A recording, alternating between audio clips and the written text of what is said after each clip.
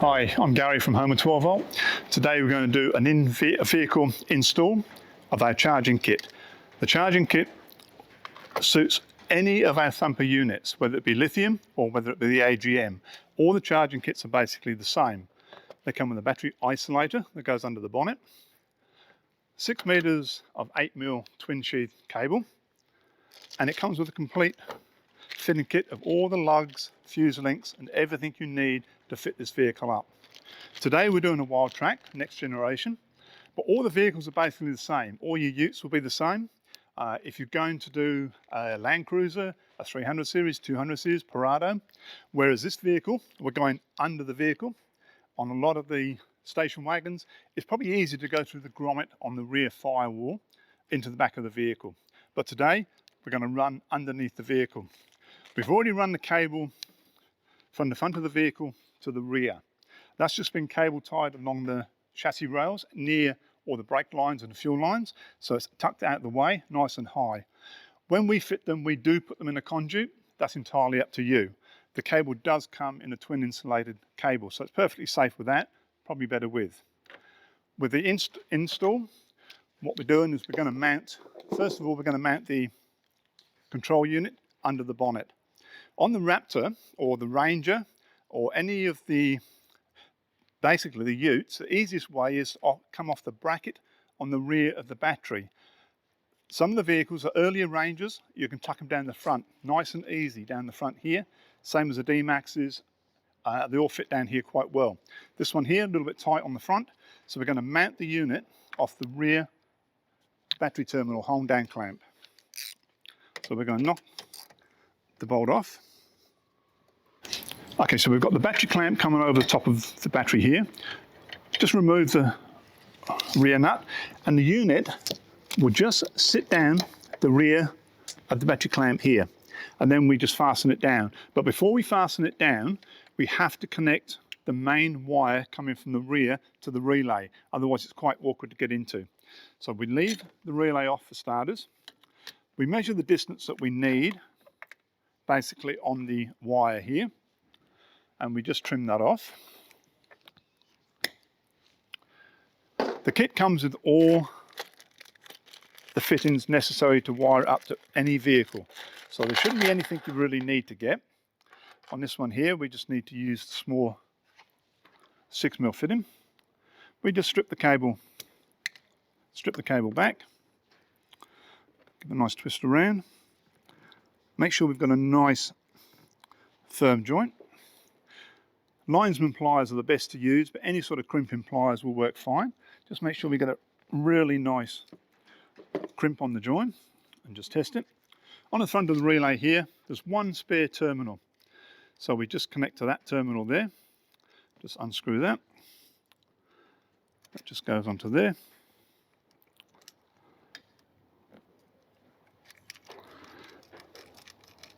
And we just basically do that up there,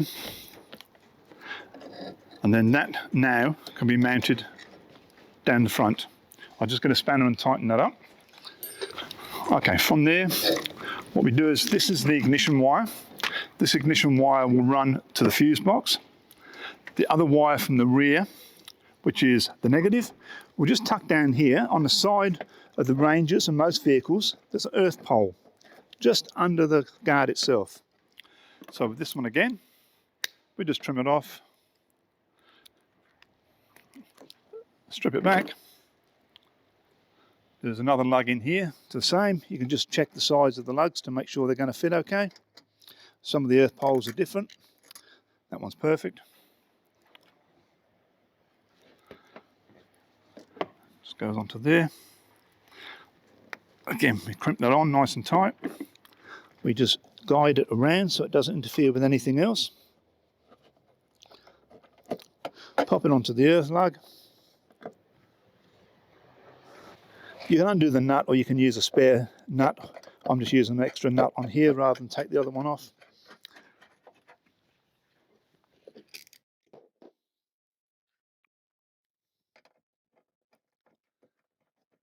Can you get me a 10mm spanner, Josh?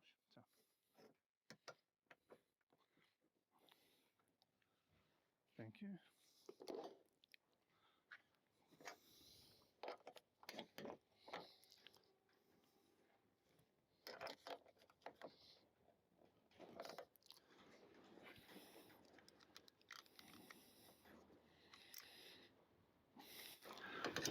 Now once we've got all that tight, we just position the relay down the front.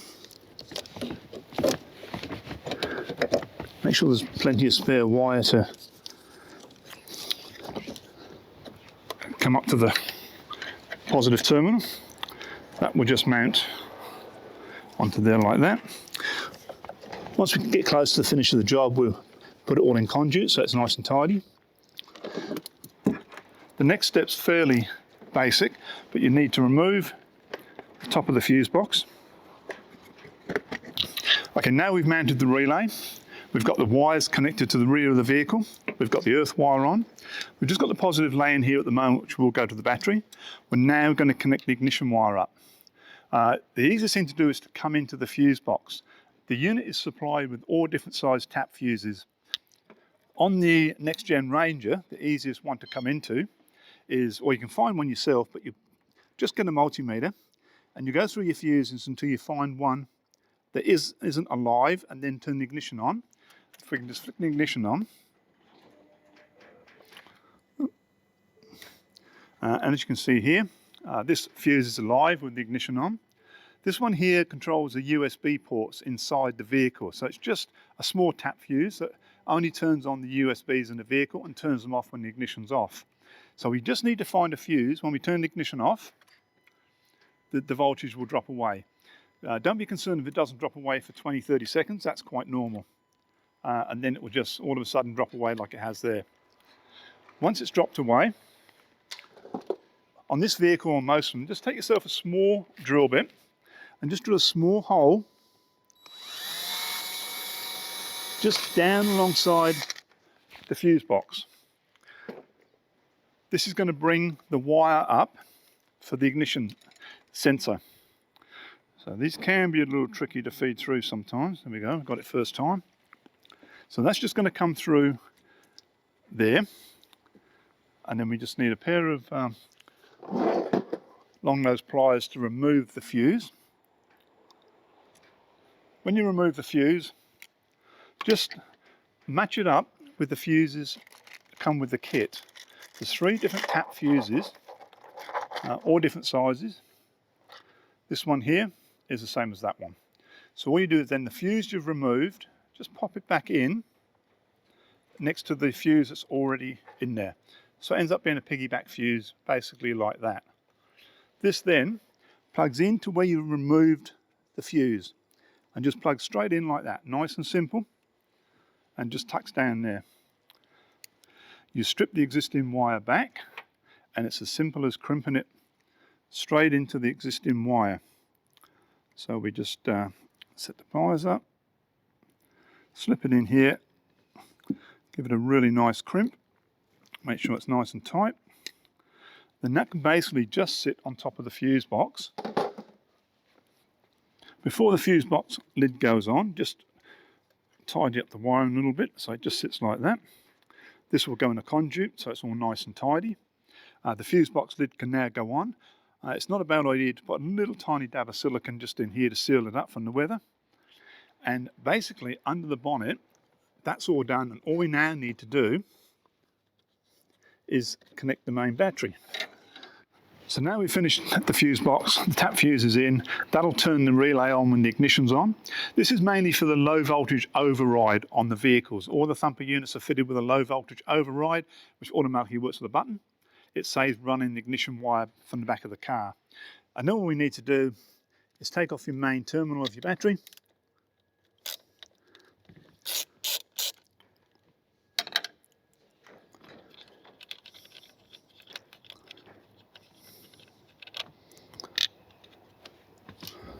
Bring your positive wire onto your battery. All your vehicles are going to be basically the same. Most of your Rangers are the same. All your PX1, 2 and 3, you'll probably mount the control unit down the front of the vehicle, or your Colorados, your Hiluxes and everything, they all go down the front nice and tidy too. It's just that this one here is a little bit squashed for room. So it's better to mount the relay here. Now that's all complete there. So that's all fitted up. Just double check all your connections are tight, especially your earth's fairly important on the side. So once that's all done, we can now tighten the battery clamp down with the relay.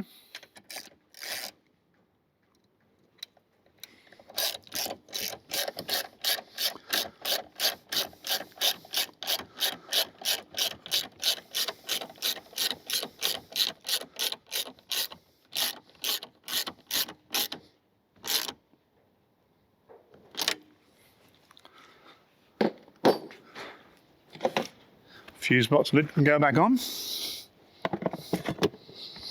We'll just direct that round there and we'll put some conduit on that in a minute.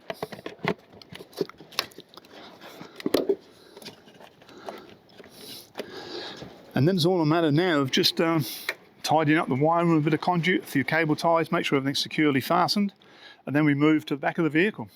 So that's a fairly straightforward install. They're all basically the same. It doesn't matter whether you do this or an SUV like a wagon or something, they're all pretty well the same. If you've got a wagon, go through the firewall.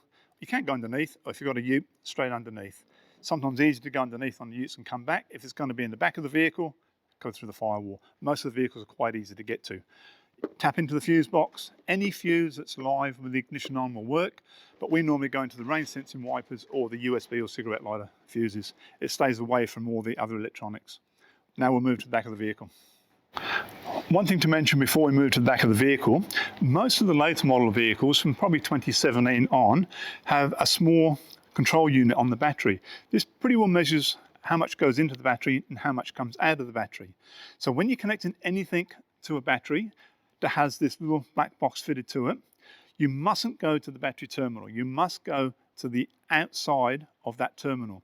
So this is why most of the time we always mount to the main cable that comes off the negative and goes to the body. That way it can read the power going into the battery and the power coming out of the battery correctly. Otherwise it will confuse the charging system if you go straight to the battery. So any vehicle, just have a look on your negative terminal. If you don't have this on your negative terminal, you can go straight to the battery. If it is on the negative terminal, make sure you come to the cable that connects to the body. Now we'll move to the back. Okay, now we move to the rear of the vehicle. On the NextGen Ranger, they've got a big accessory plate on the side which you can remove with 4 screws.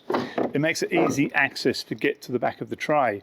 A lot of vehicles have got it, a lot of the earlier Rangers have got it also, but if not, you can just come up behind the guard or up through the tail light and into the rear panel. It's the easiest way of coming in. You can just cut a hole in the side and put a control box in here. With this one, we've removed the panel, we've run the cable slightly along. This is the cable from the front of the vehicle. This is the alternator charging cable. This customer wanted an Anderson plug put to the rear of the vehicle as well. So this other cable next to it just goes down the same direction, but will be an Anderson plug on the back. We've got the Thumper hub mounted to the rear here. So this will have a control box and then a fly lead that will connect into the back of the Thumper for charging.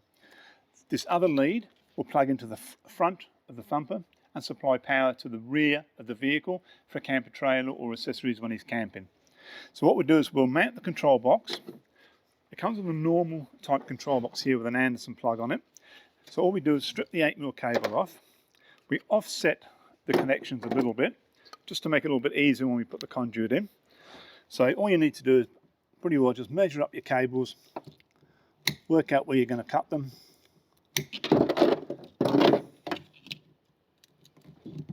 Just need to strip them back a bit.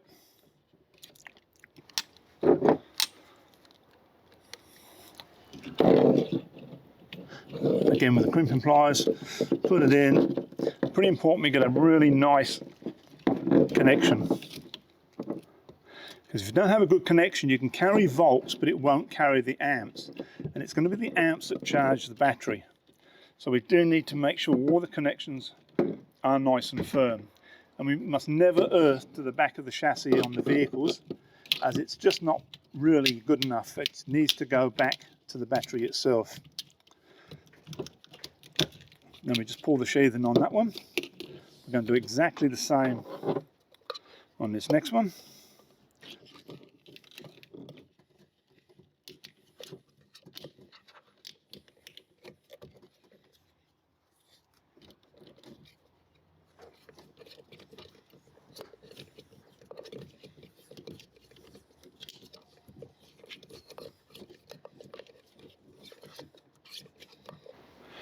Okay, we've connected all the cables up, and now it's a matter of just pushing them back into place wherever you want them, and then screwing them in place.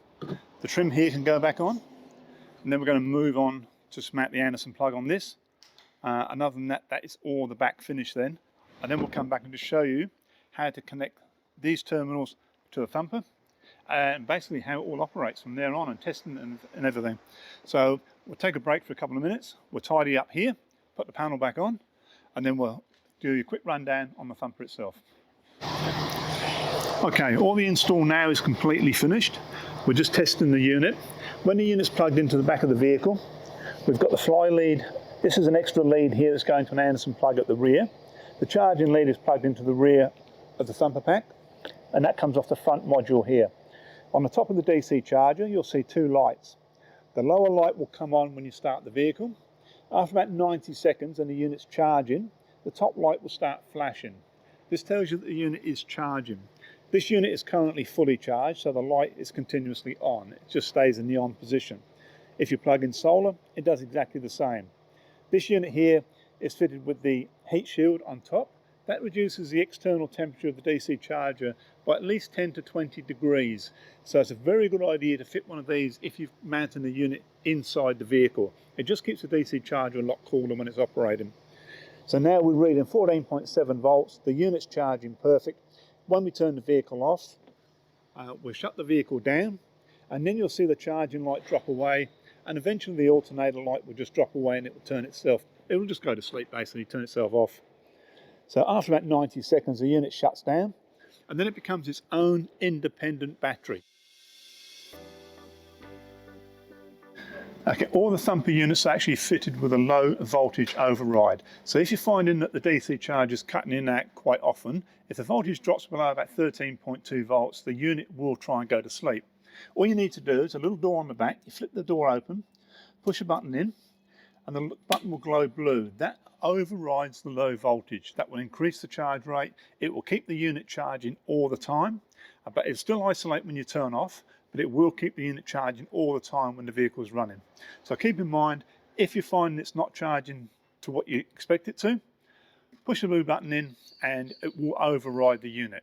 You can monitor the whole charging via the Bluetooth app. So you can keep an eye on the charging to see if it's cutting in and out. If it's going to 25 amps and cutting back to 0, you will need to use the low voltage override. This is the Anderson plug we fitted to the rear of the vehicle. This Anderson plug has just a normal weatherproof cover on it.